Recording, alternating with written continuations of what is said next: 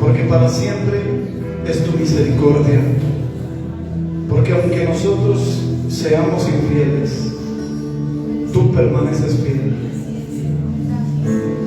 Ha pasado una semana y estamos recibiendo una semana nueva, Señor, y queremos recibir esta semana, comenzar esta semana como dice tu palabra: buscad primeramente el reino de Dios y su justicia. En las primeras horas del primer día de la semana de nuestro calendario, iniciamos, Señor, buscando tu rostro, buscando tu voluntad para con nosotros en esta semana.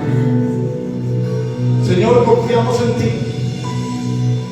Sabemos que tú eres poderoso y que por tu poder nos guardas, y nos guardas sin caída. Te agradecemos por esa provisión hermosa. Te damos gloria, te damos honra y alabanzas. Muchas gracias, Señor. Aleluya. Amén. Y amén. Gloria al Señor.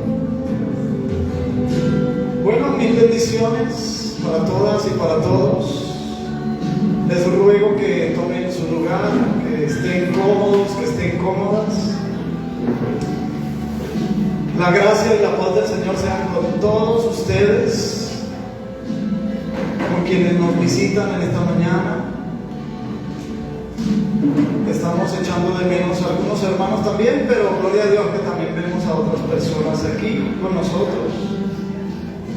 No sé con qué necesidad haya venido usted esta mañana, pero Dios conoce tu necesidad. Y como Dios conoce tu necesidad, Él hace provisión para cubrir cualquier necesidad que tú tengas. Tal vez sea una necesidad económica, tal vez sea una necesidad emocional, tal vez sea una necesidad física. Tal vez tú necesitas sanidad de tu cuerpo o sanidad de tu alma. Sea lo que fuere, nosotros creemos que Dios es poderoso para suplir cualquier necesidad de nosotros conforme a sus riquezas en gloria. ¿Cuánto lo creen? Saludamos a todos también los que se conectan por Facebook Live. Nosotros transmitimos por Facebook, y quienes se conectan y quienes van a ver este sermón después, una vez quede grabado, les saludamos, les bendecimos en el nombre de Jesús. Queremos decirles también que somos una congregación no muy numerosa, no muy grande numéricamente, pero que en estos tiempos estamos buscando ser una congregación lo más aproximadamente posible a los requerimientos bíblicos. Finalmente es por la Biblia, por la palabra de Dios, que nosotros tenemos algún conocimiento de Dios o sobre Dios, y tenemos algunos paradigmas como iglesia que nosotros, a medida que hemos venido creciendo en el conocimiento de la palabra, porque aunque de pronto no hayamos crecido mucho en número, pero hemos venido creciendo en el conocimiento de la palabra, y a medida que hemos venido creciendo en el conocimiento de la palabra, nos hemos dado cuenta que la iglesia cristiana sufre de muchos paradigmas. Voy a poner un ejemplo. A veces, y cuando yo conocí al Señor hace 35 años, se nos decía que cuando íbamos a leer la Biblia, que por favor, se nos decía, pónganse de pie o pónganse sobre sus pies por reverencia de la palabra de Dios. Y eso se formó un cliché dentro de la iglesia y un paradigma, tanto así que las personas creen que por ponerse sobre sus pies, eso ya es reverencia. Nosotros hemos entendido por la palabra que la reverencia no es una posición física. Tú puedes ser lo más reverente estando acostado o sentado. La posición nos revela tu reverencia. evidencia es que tú guardas un respeto profundo por la palabra del Señor. De nada sirve que cuando leamos la palabra del Señor tú te pongas sobre tus pies, pero cuando te pongas otra vez en tu sitio comienzas a distraerte porque afuera pasó un carro y frenó y tú volteaste a mirar y te distrajiste, o comenzaste a hablar con quien está sentado a tu lado, o comenzaste a chatear o a mirar tu celular y no le estás dando reverencia a la palabra. Ahí no le estás dando reverencia. De nada sirve que te pusiste de pie al principio. Amén. Cuando cantamos hay un momento muy hermoso como el que acaba de pasar, que podemos tener la oportunidad de cantar todos la misma canción. Todos juntos cantamos la misma canción al Señor.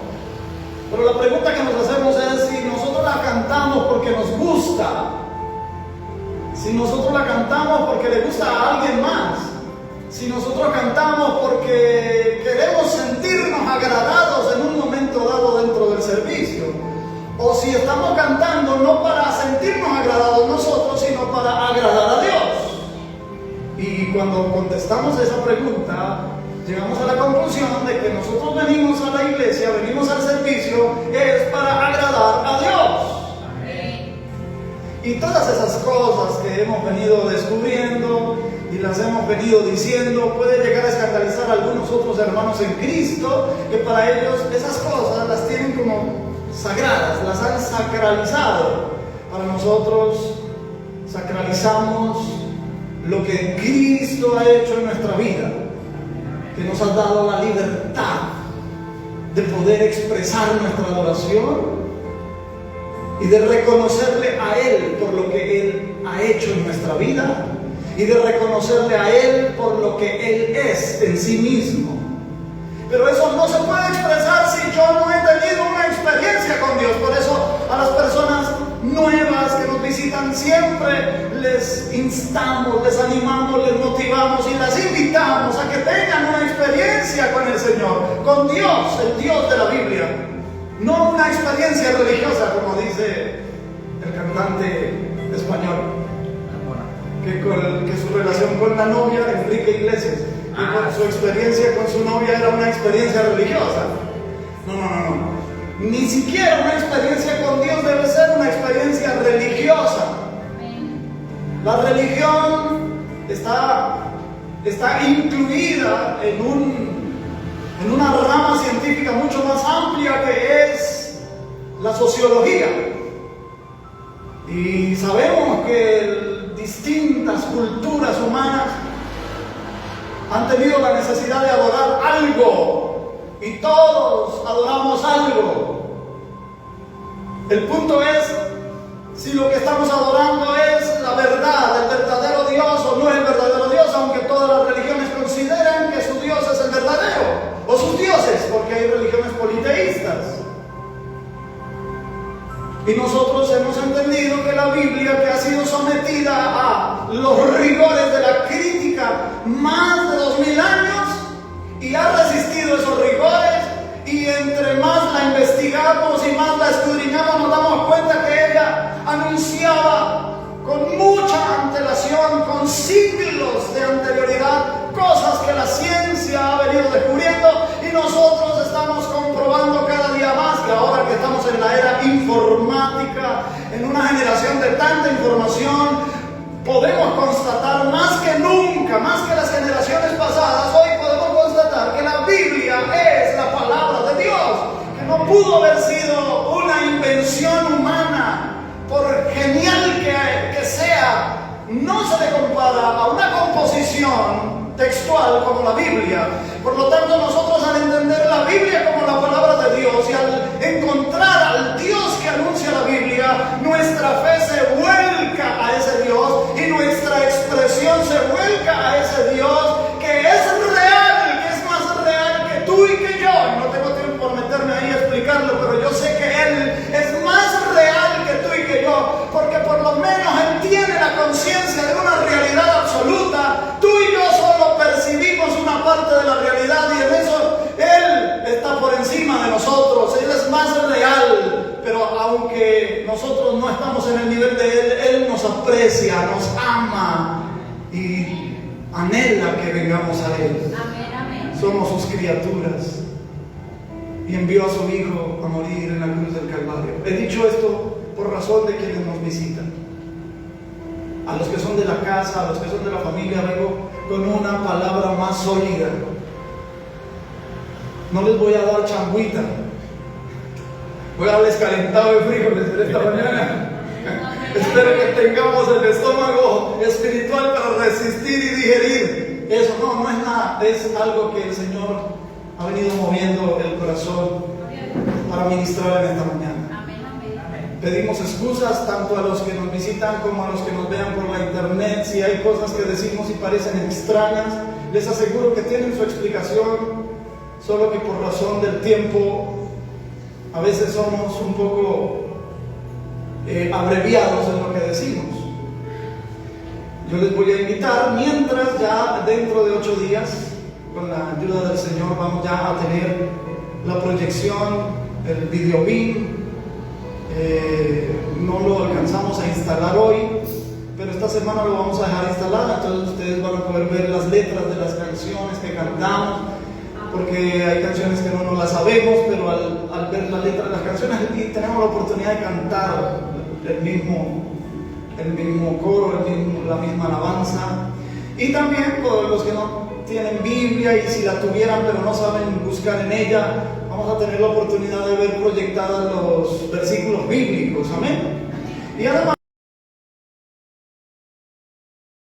cuando tengamos algunas conferencias también vamos a hacer uso de ese proyector. Yo estoy indicando hacia ese lado porque es que estamos pensando que se proyectará hacia ese lado, ¿no? Vamos a tener que acomodar las banderas y bueno, muchas cosas. El Señor, hasta ahora este es el tercer servicio en este local y nos estamos apenas acomodando. También hay ya ventiladores, pero no los alcanzamos a instalar hoy. Ya un hermano y una hermana, una pareja muy querida, nos sembró 2 ventiladores. Amén. Pero no tuvimos tiempo de instalarlo porque hasta anoche ya hay 5 sillas más.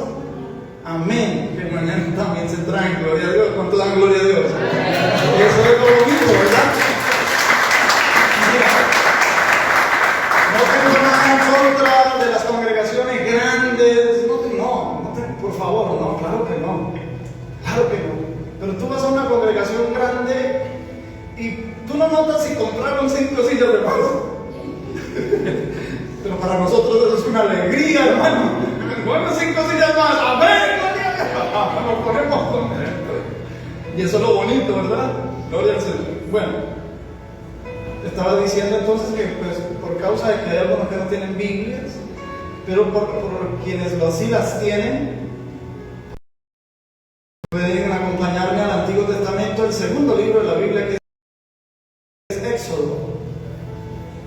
Los que no trajeron Biblia, no se preocupen, pero pueden hacer algo, es escuchar atentamente la palabra de Dios, porque la Biblia dice que la fe viene por el oír y el oír por la palabra de Dios, amén. Me alegra de ver jóvenes aquí, gloria a Dios, también los jóvenes, bienvenidos. Vamos a leer el segundo capítulo de Éxodo, Éxodo capítulo 2, lo hacemos desde el verso 1 hasta el verso 10.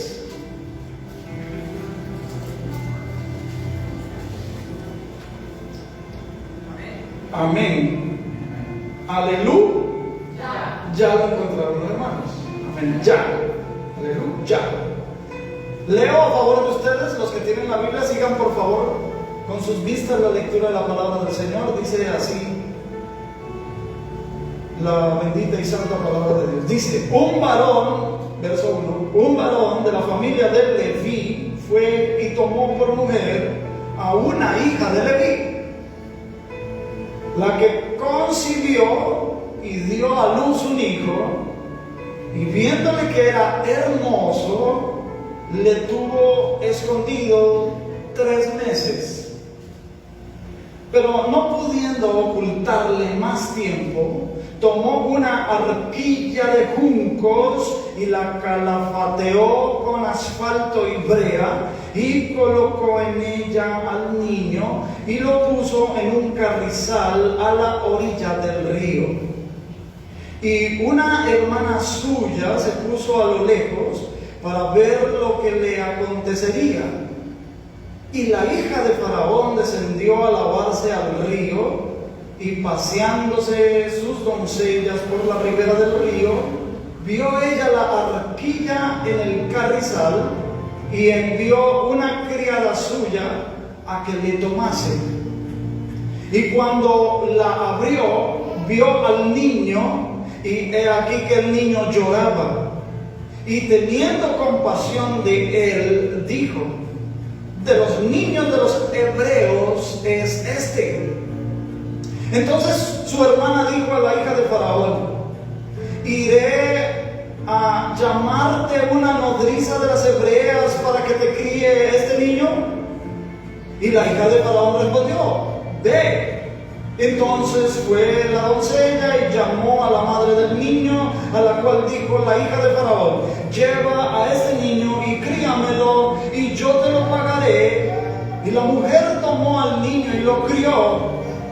Y cuando el niño creció, ella lo trajo a la hija de Faraón, la cual lo prohijó y le puso por nombre Moisés, diciendo: porque de las aguas lo saqué. Amén. Que Dios bendiga nuestras vidas a través de su palabra. Quiero dar un mensaje, ojalá corto. Quisiera prometerles que va a ser corto. Quisiera prometerles, no les estoy prometiendo, ¿no? Conforme el Espíritu nos guíe, pero yo quisiera que fuera corto, un corto mensaje al que he titulado: escondido para tu propósito. Diga conmigo: escondido para tu propósito. Este episodio de la Biblia está explicado en breves versículos en el Nuevo Testamento, en la epístola a los Hebreos, capítulo 11, el famoso foro y la lista de los héroes de la fe.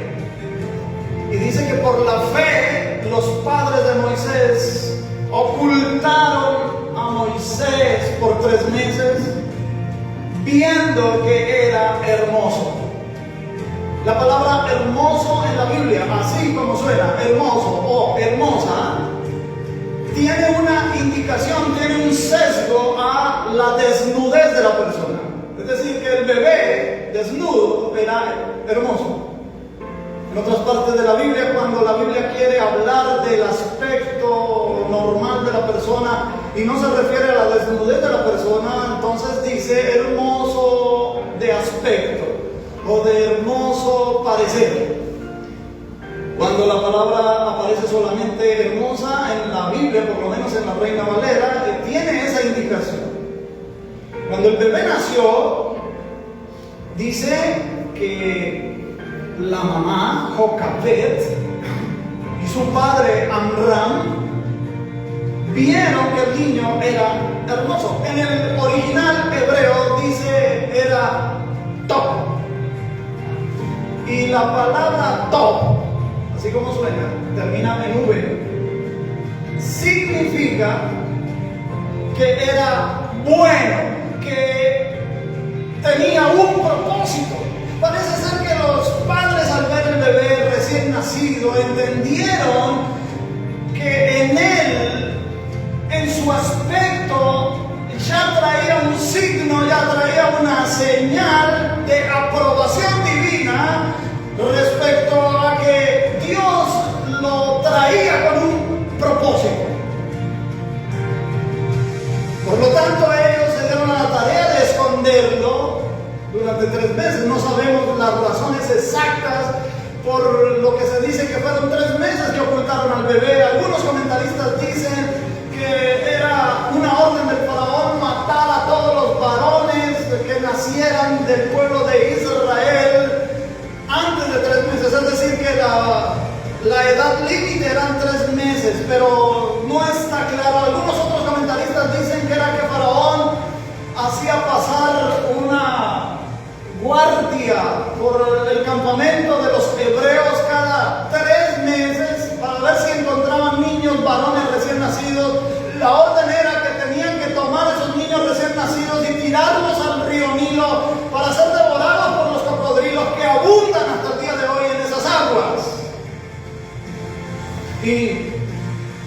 comentaristas dicen que sencillamente era que el niño en sus primeros 3 meses duerme mucho, entonces no lloraba, no hacía notarse su presencia, pero que después de los 3 meses empieza a dormir menos y a llorar más, entonces ya vieron que no lo podían ocultar más. Bueno, por las razones que sean, a mí se me hace que cuando Moisés, sabiendo la forma y el estilo en que él escribe, él está diciendo esto de los 3 meses por alguna razón que desconocemos más allá y que no se nos ha sido revelado aún.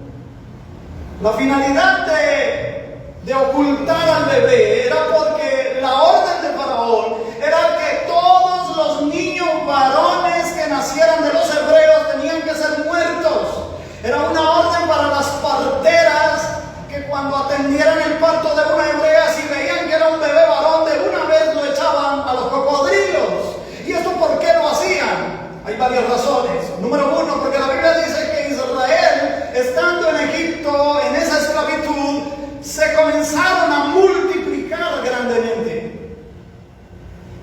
Y los faraones habían tenido una experiencia en el pasado con un pueblo que eran comerciantes y que llegaron a Egipto con ese propósito de comerciar, pero que terminaron también siendo esclavizados y que en la historia se conocen como el pueblo Ixo. Los Ixos estuvieron esclavos en Egipto y ellos vienen de un origen semítico también. Semítico quiere decir descendiente de Sem, el hijo mayor de Noé.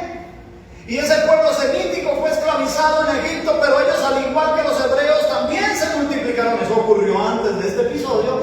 Se multiplicaron y fueron a largo plazo creciendo más que el ejército de los egipcios. Se sublevaron, derrocaron esos gobiernos y ellos se hicieron faraones. Los Ixos estuvieron más de 100 años gobernando en Egipto y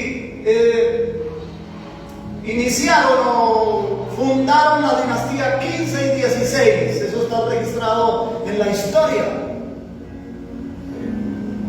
Pero luego los egipcios en el Nilo Alto se reorganizaron después de 100 años y fueron y derrotaron a los Ixos, los expulsaron y recuperaron el poder. Y por eso aquí en este libro de Éxodo, en el capítulo 1, en el versículo 8, se nos dice que vino otro faraón, se levantó un nuevo faraón, es decir, una nueva dinastía que no conocía a José.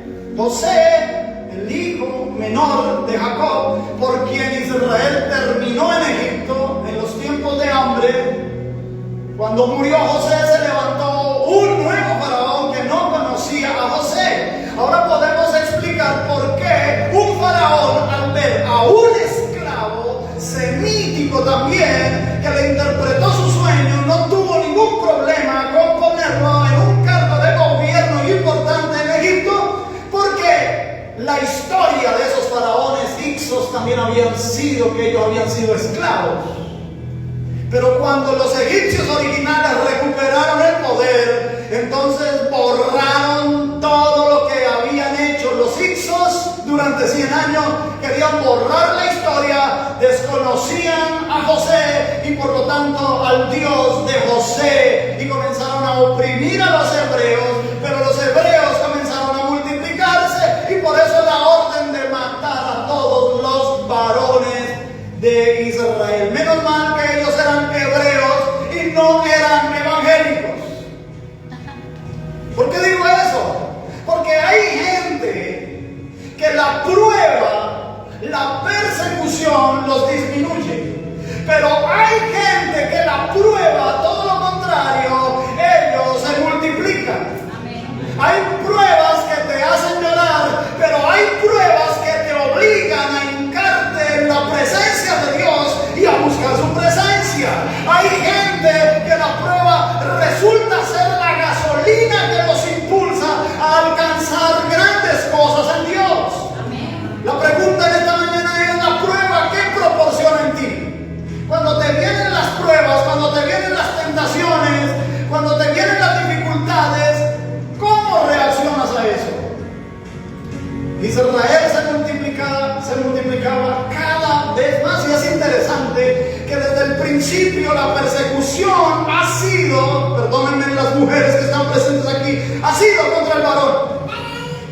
Desde el principio los varones han sido el objetivo de Satanás.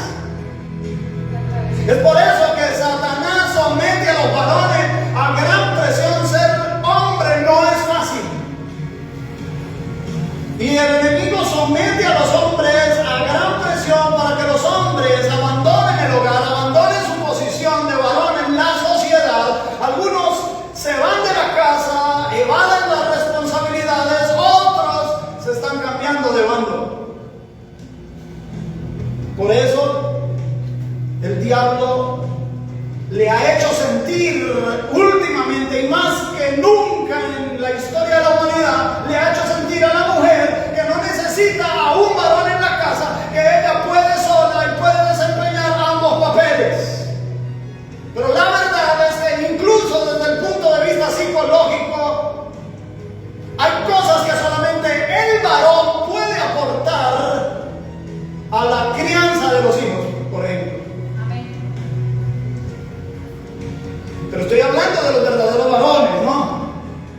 Porque el verdadero varón es el que se queda aunque lo echen. Estaba esperando que los varones dijeran amén y fueron las mujeres que dijeron amén.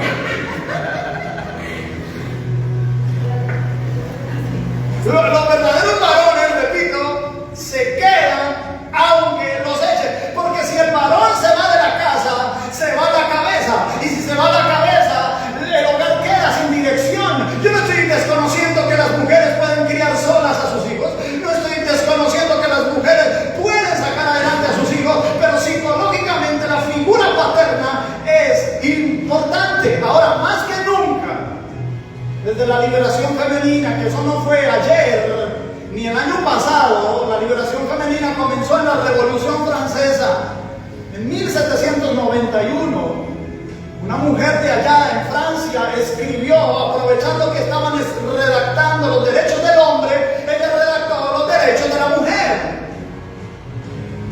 Pauline de Goujon, no sé si lo pronuncié bien, fue la que escribió eso. Por primera vez una mujer está diciéndole a la sociedad: tengan en cuenta a las mujeres.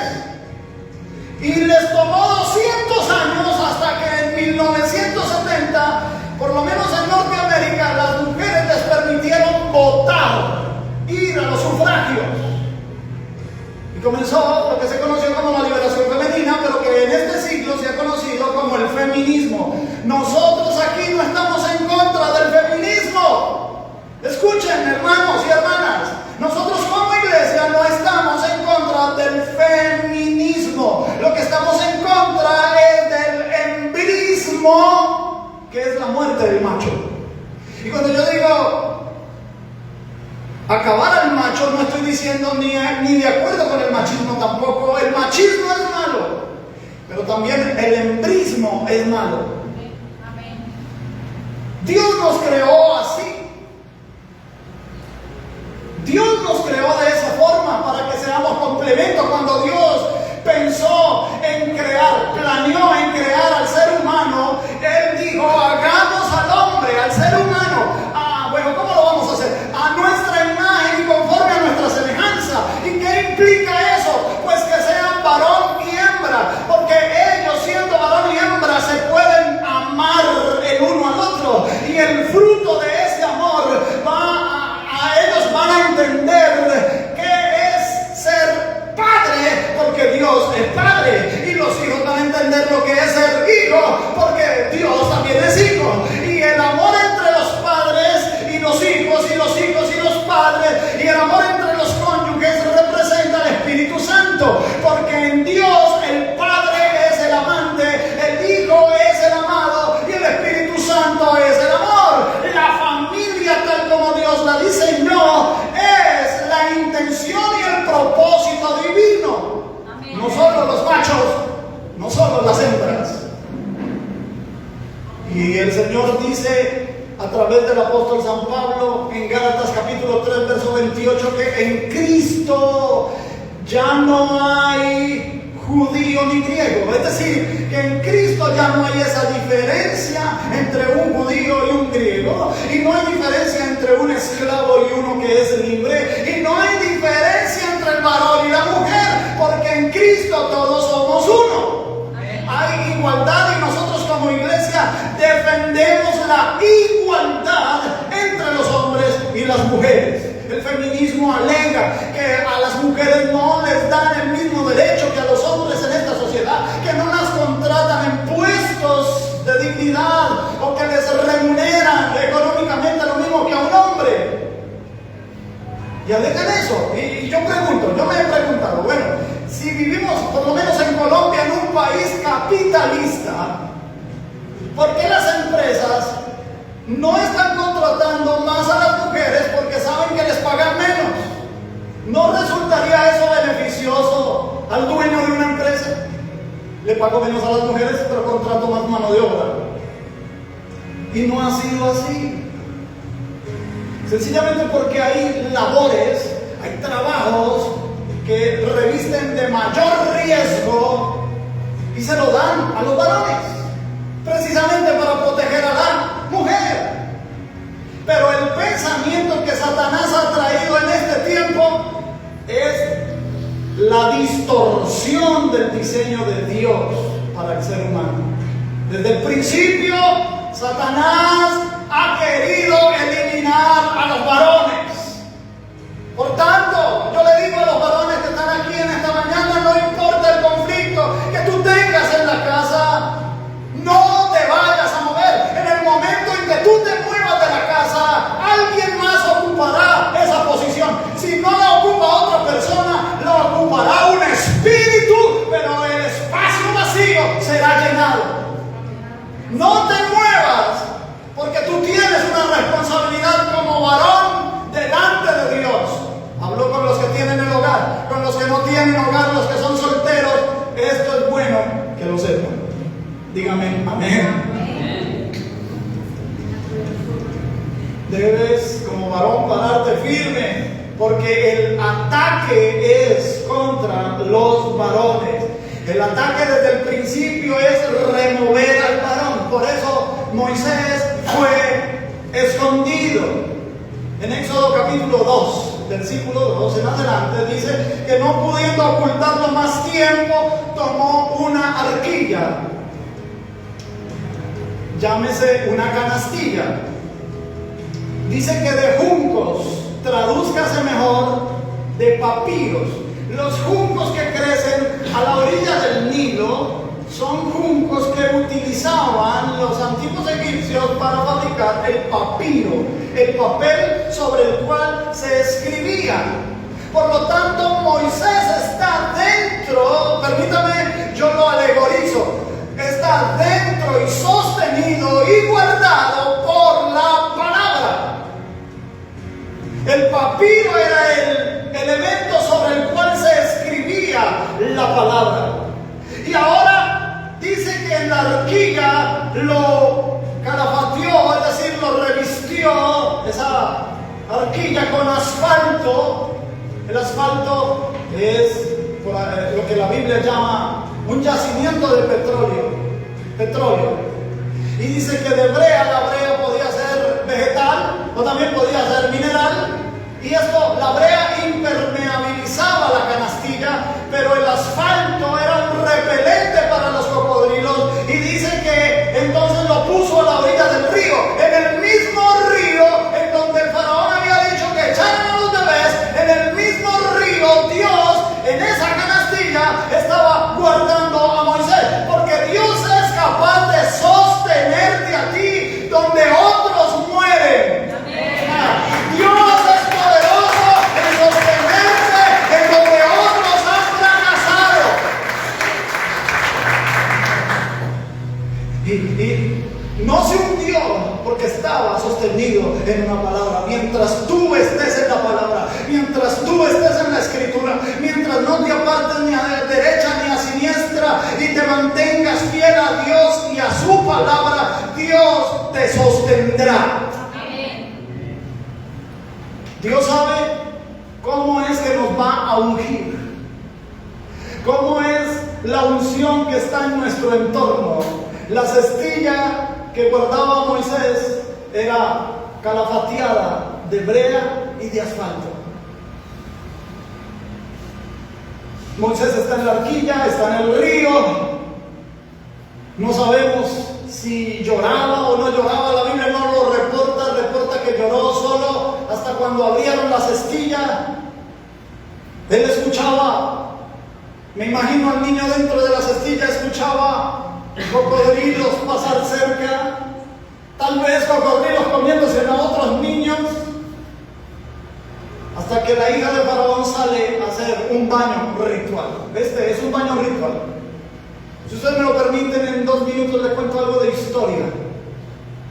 Tutmosis I era el faraón que llegó a recuperar el trono de los verdaderos egipcios y sacó a los hicsos, y del que Éxodo capítulo 1 versículo 8 dice que no conocía a José.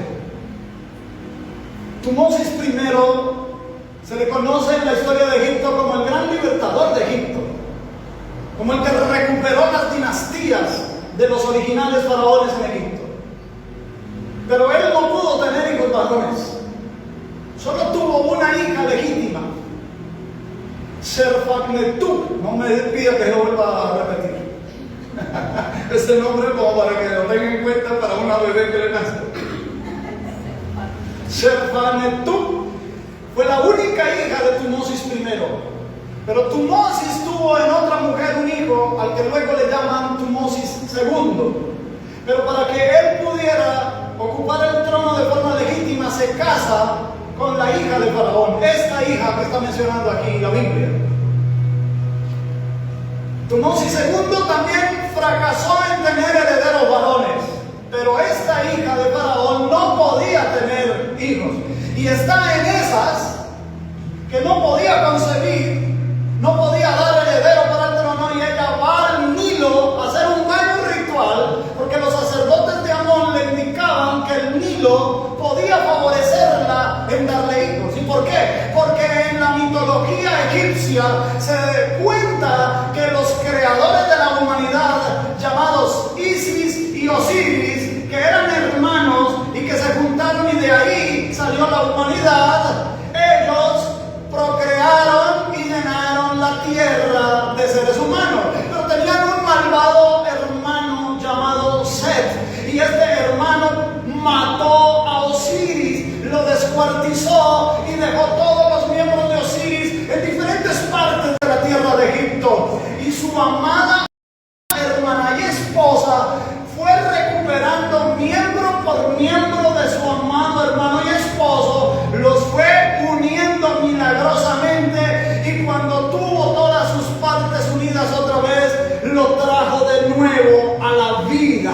Pero lo único que no pudo ella encontrar de Osiris fue su aparato reproductor, porque su malvado hermano Set lo había echado en las aguas del Nilo, y todos sabemos que el río Nilo es demasiado largo, y a Isis le quedó imposible recuperar ese órgano. Por lo tanto, para Egipto el río Nilo representa el dios de la fertilidad, y ahí tenemos a la hija de Faraón haciendo un baño ritual. Está pidiéndole, implorándole a su dios de la fertilidad que le dé un hijo, cuando de repente ve en el carrizal, es decir, en donde nacen todos los juncos, hay una cestilla que flota. Así que le dice a una de sus 4 doncellas: ve y mira qué es eso. La doncella se va por el río y trae la cestilla, se la trae a la hija de Faraón, y dice la Biblia que cuando ella abre la cestilla,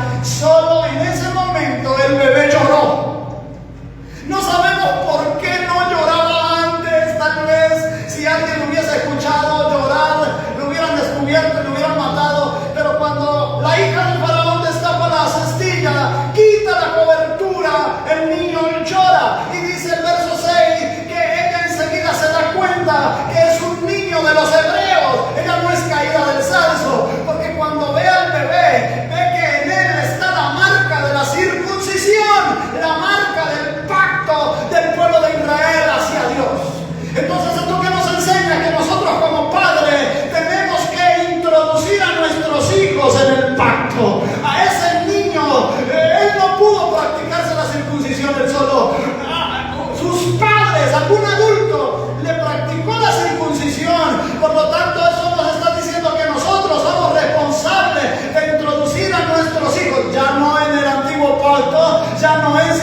circuncidando a los varones, sino introduciéndolos en Cristo, trayéndolos a Cristo, predicándoles a Cristo. Puede ser que tú le digas al compañero de trabajo sobre Cristo, puede ser que tú le digas al vecino sobre Cristo, pero tú a tus hijos nunca les hablas de Cristo. Es a los primeros que nosotros tenemos que hablarles, es a los primeros que tenemos que traer a los pies del Señor. Es nuestra responsabilidad introducirlo en el nuevo pacto. Amén. Amén.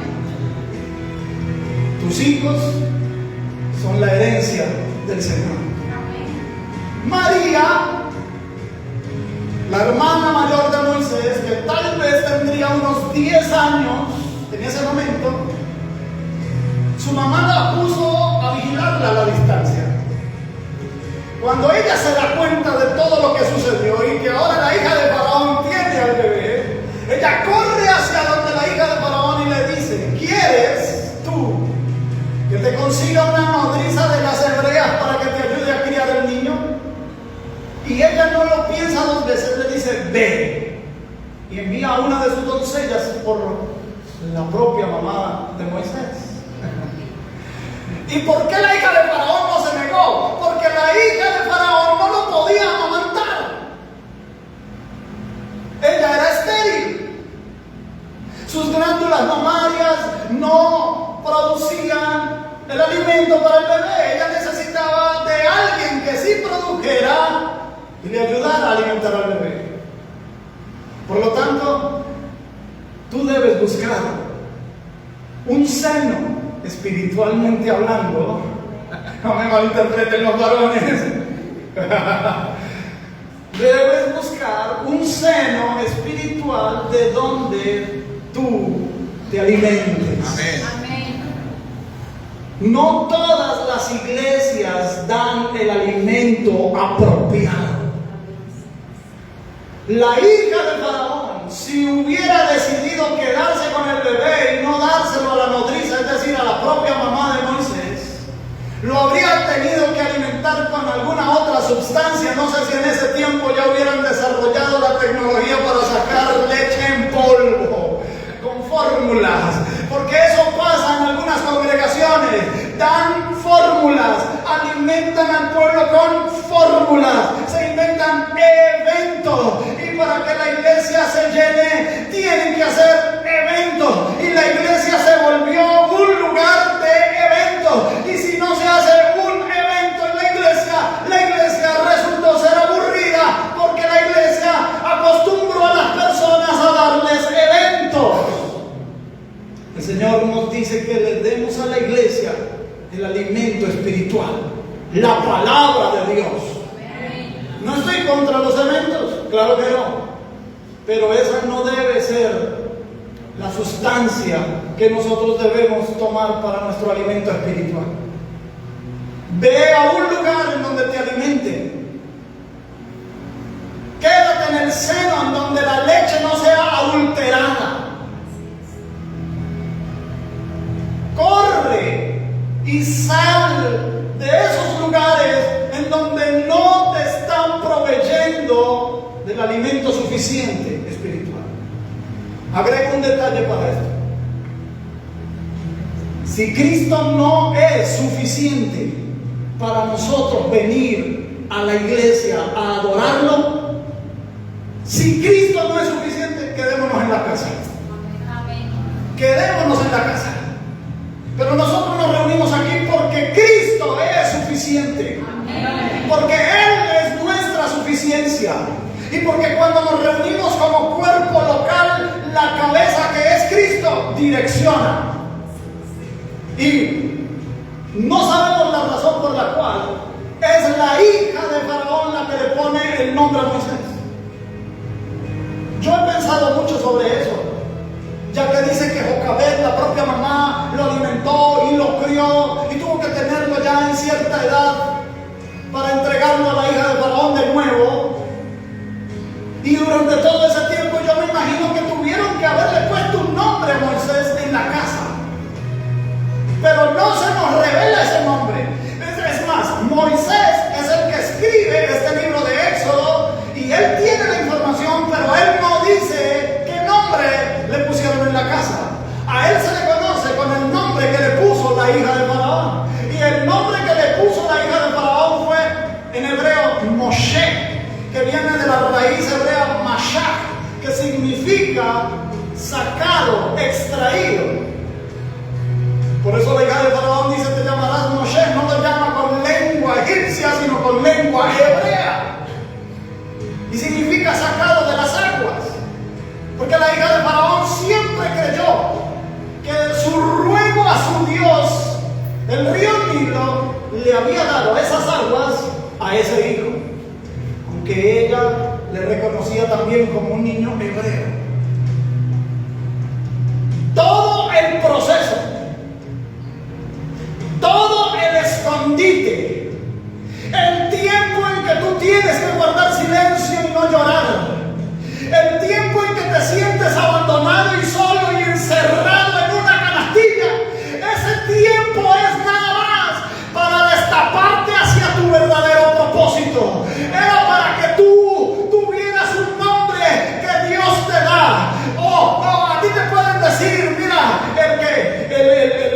como dice una canción, el venado. Hay gente que te puede decir el venado, pero Dios te pone un nuevo nombre. Hay gente que te puede decir el fracasado, pero Dios te pone un nuevo nombre. Hay gente que te puede poner sobrenombres horripilantes, pero en Cristo tú tienes un nuevo nombre. ¿Y sabes por qué tienes un nuevo nombre? Porque Dios ha trazado desde la eternidad un propósito para tu vida. Y si tiene que permitir que tú pases por un tiempo encerrado en una canastilla alrededor de cocodrilos, lo hará para que tú seas destapado en tu verdadero propósito. Y nos rodearán los cocodrilos, pero no nos devorarán, porque Dios tiene un propósito para tu vida. Dios tiene un propósito para tu vida. Yo quisiera que oráramos por un momentico. Cierra tus ojitos ahí. Tomémonos unos minuticos para orar. Señor, gracias. Te adoramos y te bendecimos, Señor. Gracias por tu palabra. Gracias por tu palabra, Señor. Señor, hay personas aquí en esta mañana que no sé con qué necesidad hayan venido. En el nombre poderoso de Jesús, si es esa enfermedad, el cocodrilo que te quiere devorar, en el nombre de Jesús de Nazaret ahora mismo, Señor, declaramos que hay una cestilla que lo cubre. Hay brea, hay asfalto que lo impermeabiliza. Y tú eres Dios de vida, Señor.